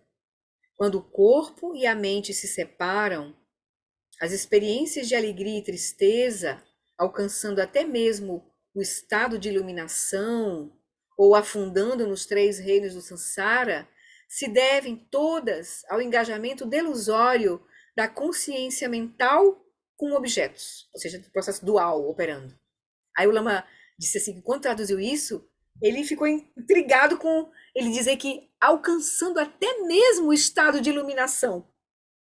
Aí ele ficou intrigado, né? Quando eu traduzi isso, pensei, o quê? Alcançando até mesmo o estado de iluminação? Ou seja, a experiência de iluminação se deve ao engajamento delusório da consciência mental com os objetos? Ele vai dizer, essa realização, a realização da iluminação, tudo é decorrente da consciência mental deludida envolvendo-se com objetos? Não, não parece fazer o menor sentido. Aí ele provavelmente conversou com o Gyatro Rinpoche, o mestre dele, né, que foi quem deu a transmissão desse texto, né? Ele diz, Gyatro Rinpoche oferece este comentário sobre esse trecho. Então, embora não se atinja o estado de iluminação com a mente deludida, que se envolve com objetos, uma vez que a consciência é primordialmente pura, a sua consciência, neste exato momento, é primordialmente pura. A sensação de que ela atinge um estado de iluminação se deve apenas às construções mentais de cada um. Então, nesse sentido, porque ele está se referindo lá, né? Então, deixa eu continuar aqui, para não cortar o raciocínio do Lama. Então, ele vai dizer, então, embora não se atinja o estado de iluminação com a mente deludida, que se envolve com objetos, uma vez que a consciência é primordialmente pura, a sua consciência, neste exato momento, é primordialmente pura. A sensação de que ela atinge um estado de iluminação se deve apenas às construções mentais de cada um. Portanto, aí terminou o comentário do Gyatro Rinpoche, o Lama segue. Portanto, toda a noção de avançar ao longo do caminho e de, no final, atingir a iluminação apenas faz sentido dentro do contexto de uma mente deludida envolvendo-se com construções conceituais. É como aquele explode o caminho, assim, né? Porque, na verdade, falar de caminho só tem sentido tomando por base essa mente dual. Se eu tomo por base a mente última, não tem sentido de caminho, né? Então, por um lado, pode parecer irônico, mas faz perfeito sentido que a mente convencional, impura, deludida, tem um papel importante e positivo guiando no caminho para a iluminação. Né? Porque que a gente vai, qual é a prática que a gente vai fazer? Tomar a mente como caminho. Mas é porque exatamente a gente está operando com a mente sem reconhecer a sua verdadeira natureza, que está presa na rede de conceitos e dualidade, que surge o caminho. Surgem os ensinamentos, surgem os diversos níveis de ensinamentos e tudo, né? Então ele vai dizer, aí pode parecer irônico, mas faz perfeito sentido, compreendendo isso, né? Esses diversos níveis a que se refere a experiência, nível da mente comum, da mente da consciência substrata e da consciência primordial. Então, por um lado, pode parecer irônico, mas faz perfeito sentido que a mente convencional, impura, deludida, tem um papel importante e positivo guiando-o no caminho para a iluminação, porque vai ser a prática principal, tomar a mente como caminho. Afinal de contas, quem o lembra de praticar? É essa mente, né? Deludida, que vai entrar no caminho, né? Mas a gente só vai existir o caminho porque a gente não está reconhecendo o que a gente já é. É nesse sentido, né? Uma vez que a gente reconheça o que já é, não tem caminho mais. A base, caminho e fruição só tem sentido no processo da. Enquanto a gente está sustentando a experiência da mente deludida. No momento que a gente acessa a experiência última, real, né, nesse sentido, né, última da nossa mente, não tem mais sentido. A fruição se torna. A base é a fruição, né? A fruição se torna a base, digamos assim. Então, caminho, fruição e base não tem sentido mais, né? Só tem a fruição, né? Então, isso aqui é o Lama tentando nos ajudar a entender que a experiência que a gente está chegando à consciência substrato ainda é uma experiência que não é a experiência última, ainda é uma experiência que precisa ser atravessada ainda, né? Para Rigpa, né? Difícil isso. Oi, Roberto. Olá, Flori. Olha, interpretando um pouco o que você leu um pouquinho antes sobre de que no sonho, na verdade, a base de designação é a consciência substrata, porque o corpo físico ele está em stand-by, né? Ele está ali vivo, mas ele não está como na vigília. Isso nos implicaria de que provavelmente no Bardo da Morte tem uma relação, é relativamente parecido com o Bardo do Sonho, na sua opinião? Sim, né? Eles dizem que o bardo da morte, né? É o bardo alucinado, né? Do sonho do Dharmata, né? Assim, bardo alucinado do sonho do Dharmata, assim, né? É um bardo alucinado do sonho, né? Que é o bardo do Dharmata, né? Assim, depois da morte, né? Assim. É, é, Porque agora, se você atravessar nessa experiência, atravessar, reconhecer a Rigpa, aí você atravessou, né? Aí você sim, vai sim. se iluminar ali, né? Senão você vai estar numa experiência da consciência substrato e dos surgimentos das marcas kármicas que vão, dos seres que vão É, surgir de sonho, que vão surgir nesse momento, né? Porque os seres do bardo, uma, né? É um sonho do bardo, né? Mas é um sonho, né? sim, sim. Uma coisa que eu fico assim é que, na tua interpretação, porque o que que acontece? A gente perde o corpo físico, então a gente vai perder. Agora, a gente não perde a Live Ginana. Quer dizer, não perde. Eu não estou nem falando de Rig, eu estou falando dentro do mundo da dualidade. Tem um corpo sutil, que ainda com características humanas, que ainda continua em virtude de a gente estar, entre aspas, num pedaço de Alá Virginana, em que eu sei que a mente pode, ela pode se manifestar como a mente de muitos seres sencientes, não humanos e tal, mas a gente acaba de ter uma experiência humana, então a gente estava por ali, né? Pelo fato. Provavelmente, né? Eles dizem que normalmente a gente passa um período ainda identificados com esse corpo, né? Assim, tem uma É, forma você. sutil parecida com esse corpo, né? Digamos assim, né?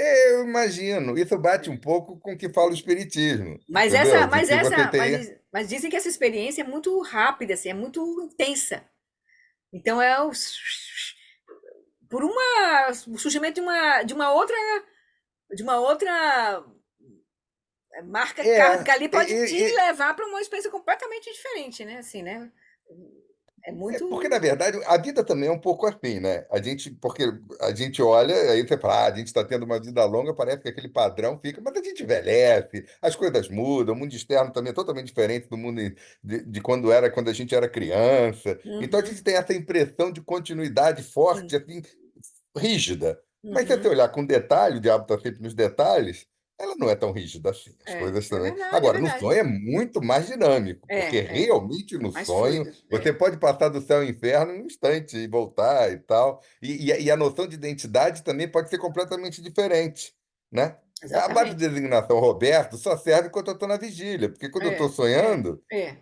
sou Não é? eu, é aquela É, mesma do você. Você é a é. mesma, é a mesma Flori que sonha, a Flori da vigília. Hum, Mas talvez no sonho você chame você de Flori e você nem acesse. Na vigília você vai acessar, sou eu. isso. Pode ser. É. Então, na hora. Porque é que às vezes me parece, não fica muito claro nos ensinamentos budistas, essa coisa de às vezes parece que não tem um corpo sutil em que, entre aspas, duraria um pouco mais do que o corpo físico. Porque o corpo físico vira cadáver, a gente vê e tal. Agora, aí você perde fala e corpo, mas ainda tendo a live Ginana ali, ainda você ainda possivelmente ainda teria no mais. É que você falou, pode ser que dure muito pouco. É Os interessante espíritos. pesquisar os ensinamentos que a gente tem acessíveis sobre o bardo, né? Essa experiência do bardo, né? Eu acho que talvez o Dzonza tem um livro Viver é Morrer, que ele fala sobre os bardos. O Mingyur Rinpoche, não sei se eu não li ele todo, a experiência dele, do retiro dele, né? Que ele viveu uma praticamente experiência quase morte, né? E ele conta Aham. tudo. Então, eu não sei se ali também ele traz algumas experiências mais diretas, assim, né? Sobre isso, né? Interessante o livro dele, Apaixonado pelo Mundo, né? O Mingyur Rinpoche Eu li. conta o retiro É dele. porque, Flori, eu acho um pouco estranho, por exemplo, a gente tem a experiência humana. Aí a gente, pum, acabou o corpo físico, foi. A gente pular rapidamente para uma experiência ou de devas ou de ser dos infernos, ou pelo menos uma experiência de um outro animal, eu acho que a probabilidade maior era a É, gente ainda ter contato com a experiência humana. Não estou aham. sendo eternalista, não. É Aham, deludida, aham, entendeu? aham. Nada Não, e o disso, Lama tá? fala, se ele cita aqui nesse livro, umas páginas anteriores, ele diz que os seres do bardo, os Gandharvas, eles têm uma conexão com a nossa experiência, nosso mundo humano, por exemplo. Por isso que os espíritas têm essa coisa É, do, né, por exemplo, os próprios tibetanos, eles fazem eles têm os oráculos, né, eles isso, acessam exato. esses seres, É. tudo, né? Então, assim, eu não sei te explicar, porque eu E é, não tenho não, a gente maior está tentando profundidade junto. nisso, né? É, isso. É. Mas Mas até é os interessante. símbolos, hein? É, Porque o Dharma é um Dharma para humanos, não tem como não é, ser, né? é, Então, os símbolos do Dharma são humanos. Quando é. você vê fantasma faminto, o que que é fantasma faminto? Ele o símbolo dele é uma garganta muito estreitinha e um Parece é um estômago corpo humano grande. diferente, mas a Isso. base é um corpo humano, né? A gente não É, imagina algo completamente pois diferente, é, né? as histórias dos devas e dos É, seres dos infernos, é um cara lá levando chicotado, o inferno é é, quente e frio. Isso também parece uma é, experiência humana que sente de que, é, né? é, Então a gente tem que sempre que vai interpretar com um grão de sal de que era só isso. é, Eu acho, eu tenho essa impressão de que é porque você vai chegar e vai falar, isso não significa uma continuidade do nosso momento agora. A gente pode ficar senil. E quando a gente fica senil, o corpo físico ainda está vivo, aham, o geneticamente está ali, e a operação mental está muito diferente. é. Eu não sei se. Acho que todo mundo já teve contato com uma pessoa que ficou senil, tá o corpo, mas Alzheimer, a essa mente coisa, não. né? É, isso. Né? Demência, né? Isso. A demência, É, então é. é isso. Hoje tá bom. Valeu. Questão kármica aí. Pois tá bom, queridos. Vamos, a gente conseguiu concluir esse tópico aqui, que é bem desafiador, assim, né? Mas aí a gente segue para o último tópico para terminar esse capítulo, né? Que é os frutos da prática. Ele vai falar aqui das experiências de tendo tomado a mente como caminho e acessado, feito essa investigação nessa prática de eu ter olhado a natureza da mente, né? Essa prática de Vipassana que ele pede e ter conseguido aquietar, né? Essa mente se dissolver na consciência substrata, atingir shamatha. Aí ele vai falar dos 3 tipos de experiências que podem surgir dependendo da maturidade do praticante. As faculdades, ele fala, vão ser de faculdades superiores, medianas e inferiores, né? Aqui nesse último tópico aqui. Para depois ele, de fato, responder a pergunta que vai surgir no final desse tópico, que é ele, né? Para uma pessoa cujas faculdades são as mais básicas, o caminho é experienciado como felicidade do reino do desejo. Então, eu vou ler o tópico aqui, só para a gente ficar na expectativa do que a gente vai ver no próximo tópico. Então, os frutos da prática. Aí ele vai dizer, então, tomando a própria mente como caminho, no caso, só para a gente se lembrar, o que ele leu aqui, a continuidade desse texto é o texto raiz, né? Eita, foi longo. É isso aqui. Uma vez que a consciência límpida e clara tenha se recolhido para o domínio central do espaço vazio que tudo permeia, ela terá sido direcionada para o interior. Naquele momento, a mente e todas as aparências desaparecem, à medida que se dissolvem completamente em um vácuo que tudo permeia, eticamente neutro. Então, tá atingindo substrato. Pelo poder da autoapreensão, a natureza essencial desse vácuo grandioso que tudo permeia, a base dos fenômenos samsara, surge como a mente e os seus pensamentos. Isso é certo. Já que o espaço e luminosidade nada mais são do que a mente, ela própria se torna eu e outros, pelo poder das circunstâncias contribuintes e de sua claridade radiante. Aí ele vai seguir.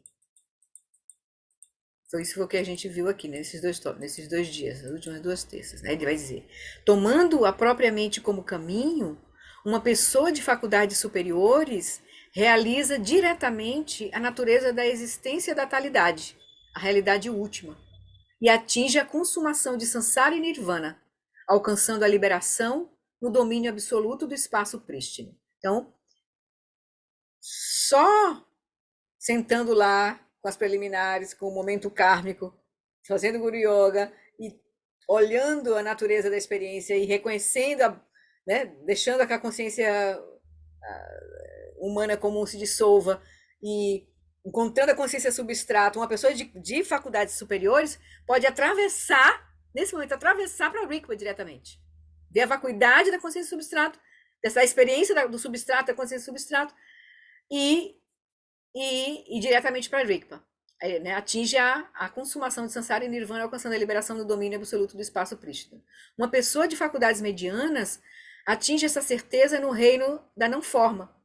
E uma pessoa de faculdades inferiores experimenta o êxtase no reino da forma.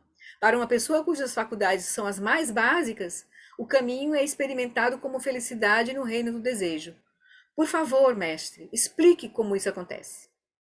Aí, aqui o Lama vai só fazer uma explicação sobre essas diversas qualidades, né, dos praticantes e o que isso implica, mas depois, no capítulo seguinte, que a gente vai abrir, que ele vai chamar de as instruções explícitas, é que, ao pedir ao mestre para explicar como isso acontece, o Bodhisattva Grande Vacuidade Limitada quer que ele vá direto ao ponto, que explique como se pode obter uma compreensão mais profunda de shamatha.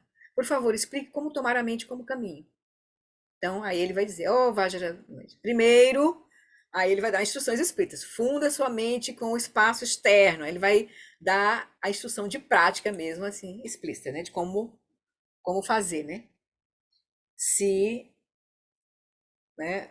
Para você checar se você tem as qualidades, né, medianas, superiores, medianas ou uma mente mais comum, que vai ter que praticar as 4, reconhecer a diferença entre quietude da consciência e os movimentos da mente e fazer a prática de acumular, né, a atenção plena unifocada e os 4 tipos de atenção plena, né, até atingir shamatha, né, para aí depois receber os ensinamentos de Vipassana, que são a fase 2 e 3, que é Vipassana. para reconhecer Rigpa, né? Fase 2, atravessar para Rigpa. E aí, fase 3, reconhecer a vacuidade de todos os fenômenos, né? A consolidar a experiência da realização da vacuidade, né? Para depois aí só repousa, atravessar completamente as marcas kármicas podem permanecer ainda, porque você pode ter o vislumbre, acessa, mas você tem que aí atravessar toda a experiência com a prática, que é a prática de Togal, né? Que é ou a prática de Track Show, que é atravessar toda a experiência. Aí você vai ter que consolidar, digamos assim, se familiarizar e estabilizar a experiência, gerar os 4 níveis de confiança, né? Até ter a realização de Vidyadhara, os 4 níveis de Vidyadhara, né? Então é um processo, assim, né? Porque não basta reconhecer, ter o vislumbre, tem que atravessar todos os padrões, o karma, né? Que a gente mantém, né? Senão volta, você perde e volta, né? Tem que estabilizar, vamos chamar assim, né? Gerar uma confiança completa. Então, queridos, vamos nessa? Fazer as preces. E aí, sexta-feira de manhã, como eu não fiz uma prática hoje, a minha intenção é fazer a leitura fazer uma contemplação de um texto do John Rinpoche, O Jogo dos Pensamentos, que traz um pouco de clareza sobre essa prática também. Essa prática de atingir, de reconhecer a quietude e o movimento, o que é esse processo de atingir shamatha, né? Então, achei bem interessante aqui, a gente lê. A gente faz uma contemplação na sexta-feira de manhã, para quem for participar ao vivo, senão depois vê. Então tá bom, queridos. Vou compartilhar aqui os ensinamentos.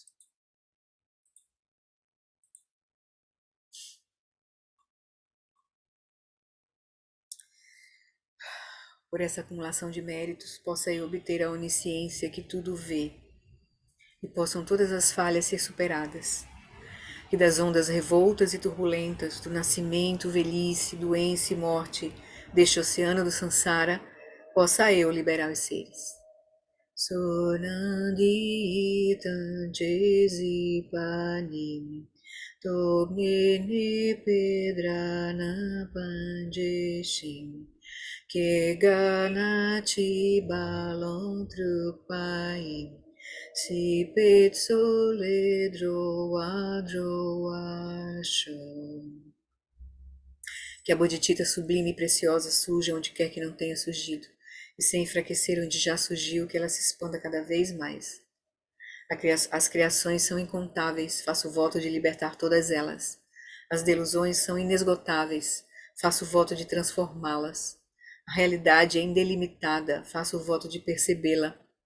O caminho desperto é insuperável, faço o voto de corporificá-lo.